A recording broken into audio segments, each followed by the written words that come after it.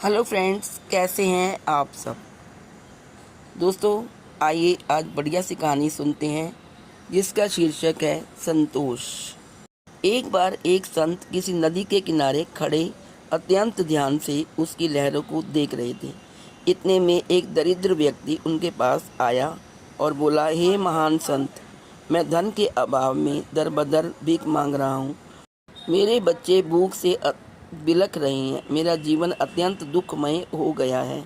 यदि आप जैसे तपस्वी संत की कृपा दृष्टि हो जाए तो मेरी स्थिति सुधर सकती है।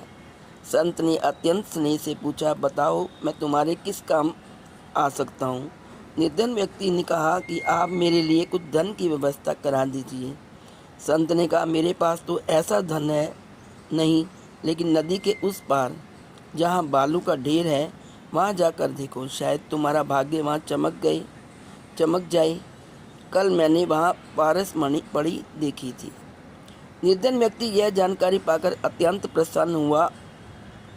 तुरंत बालू के ढेर के पास दौड़ गया। वह जाकर पारसमणि खोजने लगा। थोड़ी देर में उसे वास्तव में मणि पड़ी हुई मिल गई। उस गरीब व्यक्ति के हाथ में लाठी थी जिसके किनारे पर थोड़ा लोहा लगा हुआ था। उसने उस लोहे को पारसमणि से छुआ दिया। सारा लोहा सोने में बदल गया। उस निर्धन के आनंद की सीमा न रही। वह खुशी से नाचने लगा। लेकिन तभी अचानक उसके मन में एक ख्याल आया, आखिर संत के पास ऐसी कौन सी चीज़ या पारस है जिसकी वजह से उन्हें पारसमणि भी व्यर्थ जान पड़े। फिर वह संत के पास वहां पहुंचा और बोला, करुणामय संत जी, इस बार मैं कुछ मांगने नहीं आया हूँ, सिर्फ एक जानकारी चाहता हूँ।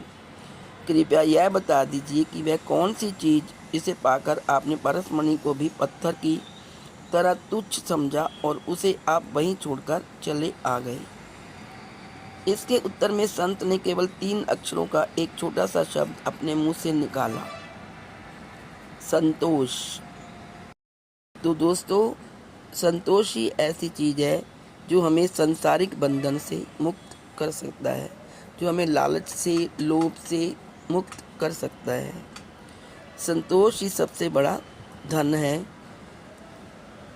हमारी शांति का, हमारे जीवन के सार्थक होने का।